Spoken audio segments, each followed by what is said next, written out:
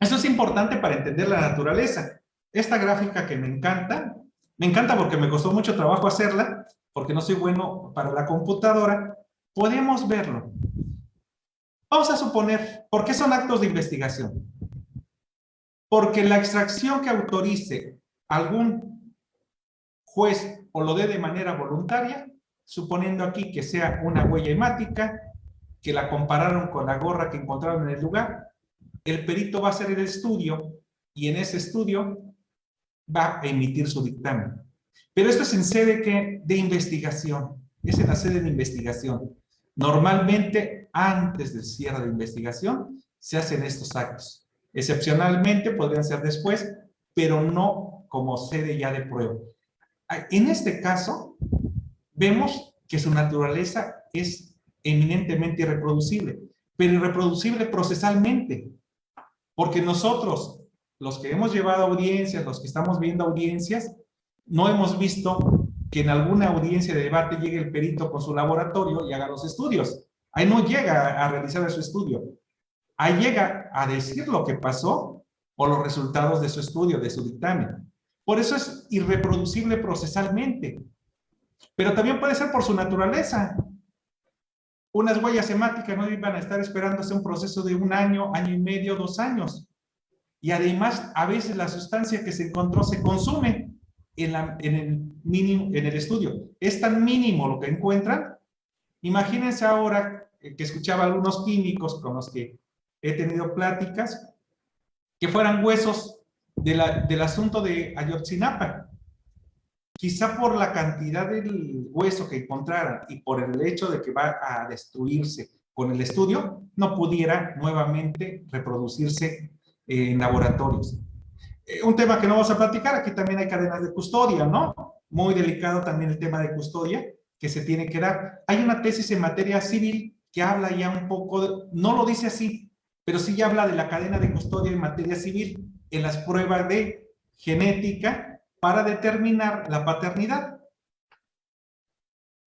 Bueno, indicio, evidencia, nos pasamos a esta parte.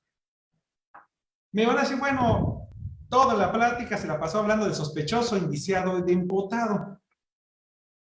A nosotros nos enseñaron que el imputado es aquella persona que es señalada por el Ministerio Público. Y así lo tenemos como imputado. Y el derecho a la defensa surge a partir de que es imputado. Y vemos la Constitución política y nos dice en qué momento es imputado o en qué momento surge su derecho a la defensa, cuando es detenido en flagrancia, cuando es citado para declarar o cuando hay formulación de imputación, nos dice, ¿no? En ese momento es imputado. Pero antes, no, pues antes no te causa ningún agravio. Pero sé que me están investigando por un delito muy grave. Sí, pero no te causa un agravio hasta que te detengan. Híjoles. Tenemos un concepto arcaico del imputado. En otras partes, el imputado es aquella persona que es señalada desde el primer acto de investigación. Nosotros no. Puede estar en un asunto bien determinado quién es el imputado, el sujeto activo, el hecho, y no le dan intervención en el legajo, porque tenemos un concepto arcaico del imputado. Pero nosotros tenemos otra figura que se llama sospechoso indiciado. Una sola vez aparece en nuestro Código Nacional, una sola vez. Pero no se preocupen, en España aparece una sola vez y en otras legislaciones aparece una sola vez. Sospechoso e indiciado, una sola vez. Y hay doctrina en ese concepto. El tercero, ¿quién es el tercero? Pues el testigo normalmente en un hecho y la víctima. Vamos a ir desglosando lo del imputado para aterrizarlo, para saber en qué momento surgen estas extracciones. Dice el concepto, ¿no? Que se entiende por imputado en una acepción general la parte pasiva del proceso penal por la probable participación de hechos. Bueno, este es otro concepto. El del Código Nacional. Se denominará genéricamente imputado a quien sea señalado por el Ministerio Público como posible autor o partícipe de un hecho que la ley señale como delito. Ah, o sea, ¿lo tiene que señalar el Ministerio Público? Sí. Pero si lo señala la víctima, no es imputado. ¿Que le ponemos en el legajo imputado? Sí. Pero no le damos la materialidad de que sea un imputado. ¿Él puede venir a ver el legajo? No. ¿Qué sucede entonces? Que la imputación implica una doble evento. Yo digo que son tres. Que ya se conozca el hecho, su calificación jurídica y que sea propio.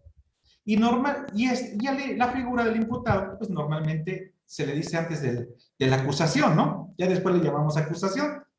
No importa si le llamamos imputación o acusación, aunque sepamos el fondo. ¿En qué casos podríamos hablar de un sospechoso? Bueno, aquí nos dice que la ley de enjuiciamiento criminal, en su artículo 363, habla del sospechoso. En Colombia se habla de indiciado. Quise resaltar los artículos que tienen porque una sola vez aparece. Al igual que nosotros.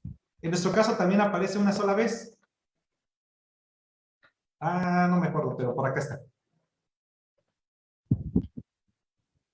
Bueno, aparece una sola vez también en nuestro... en el 255 aparece una sola vez la palabra indiciado. Una sola vez. Entonces, ¿qué es un indiciado? Si lo queremos ver de esta manera, el indiciado, el sospechoso, desde esta perspectiva sería aquella persona que tiene indicios muy mínimos de que participó en el hecho. Y voy a poner un ejemplo. ¿Por qué? Porque tenemos que verlo con la extracción de fluidos. Supongamos que 2 personas o 3 personas son sospechosas de una agresión sexual hacia una mujer. Solo que saben que son esas 3 personas. Y esas 3 personas tuvieron que haber realizado el abuso sexual hacia ellas. Resulta que los 3 son sospechosos. Pero conforme a la dinámica de los hechos, nada más tuvo que haberse dado un solo acto. ¿Quién de los 3 fue? Entonces son sospechosos. ¿A quién le puedo atribuir el hecho? No, pues a los 3. Pero a su vez no tengo los indicios serios. Entonces se puede ocupar una extracción de fluidos con autorización judicial. Vamos a descartar quién de los 3 fue, ¿no? Pero todavía no hay acusado, ¿no? Es que la extracción de fluidos me va a servir para determinar quién es el probable, ¿no? O quién va a ser el imputado. ¿A quién le voy a imputar? Tengo 3 casos. Si no tengo otro tipo de pruebas, pues voy a tener que utilizarlas, ¿no? Entonces, ahí está la figura del sospechoso. Los que somos los abogados de la vieja guardia era lo que le llamaban presentados, ¿no? Los llevaban a la fiscalía y dicen, están de presentados. Pero no está detenido, no, pero está como presentado. Entonces era una figura en el limbo, ¿no? Es que el presentado no era más que el indiciado, el sospechoso. Todavía no habían elementos suficientes para poderle atribuir provisionalmente ese hecho.